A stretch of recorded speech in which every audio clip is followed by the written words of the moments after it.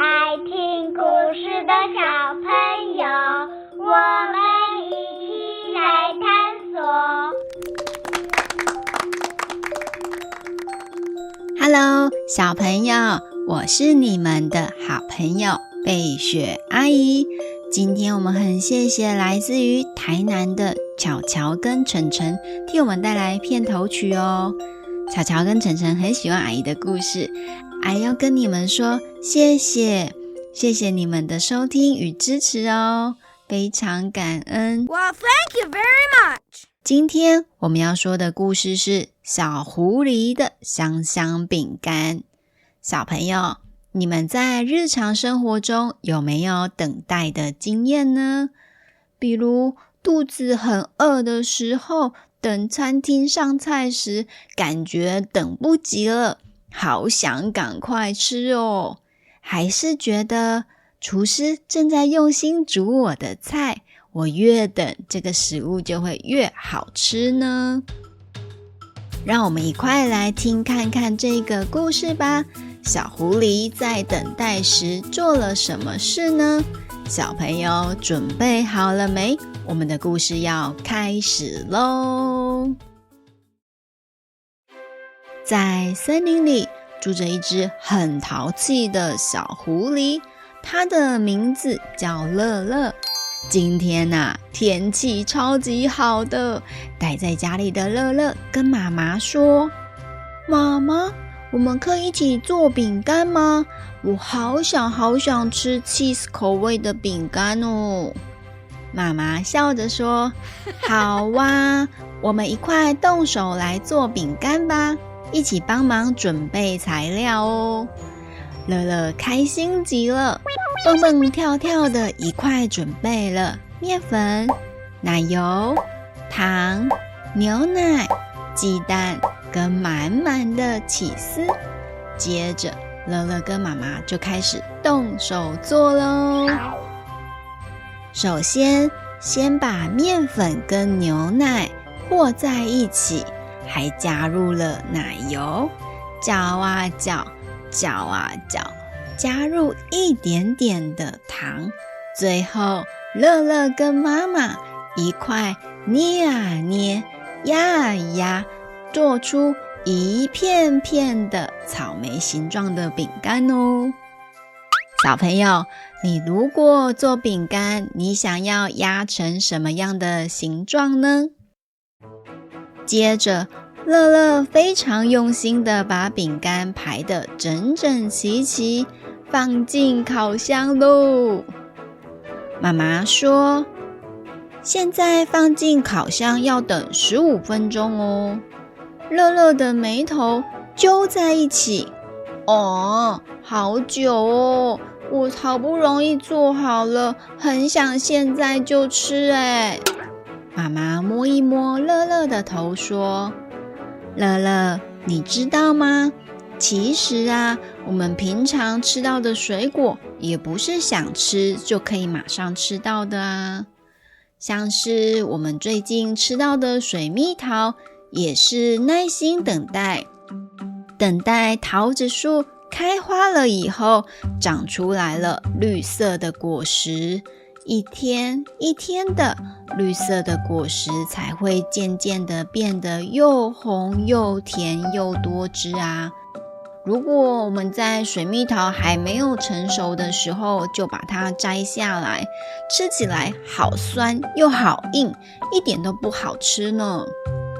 乐乐眨一眨眼，很认真地听妈妈说的话，也想象自己如果把绿色的水蜜桃摘下来，不但有一点可惜，而且不好吃，是不是有一点浪费呢？我也比较喜欢吃甜甜的水蜜桃，所以我们只能等待它变粉红色的，是吗？妈妈说，对呀，不只是像水果的成熟，在大自然里有很多生物都有它自己成熟的时间哦。比如说蝴蝶，在它还没有长出可以飞翔的翅膀以前，他们待在白色的茧里，待了好多好多天，等到身体变得越来越成熟，才会脱茧而出，变成美丽的蝴蝶啊。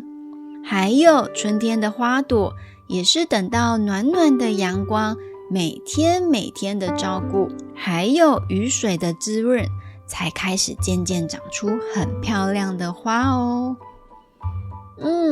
真的耶，原来我们日子这样过，大家都默默的在长大。妈妈说，对呀，像我们刚刚做好的饼干，我们也是要花时间等待，让它慢慢的在烤箱里变香变酥才好吃啊。如果还没有烤好就把它拿出来，不但吃了肚子不舒服，还会浪费食材耶。乐乐坐在烤箱前，一边闻飘出来的香气，肚子饿得咕噜咕噜的。虽然心里等不及，但是稍微知道了等待的意义。但是等待中，乐乐还是不断地问，饼干烤好了没？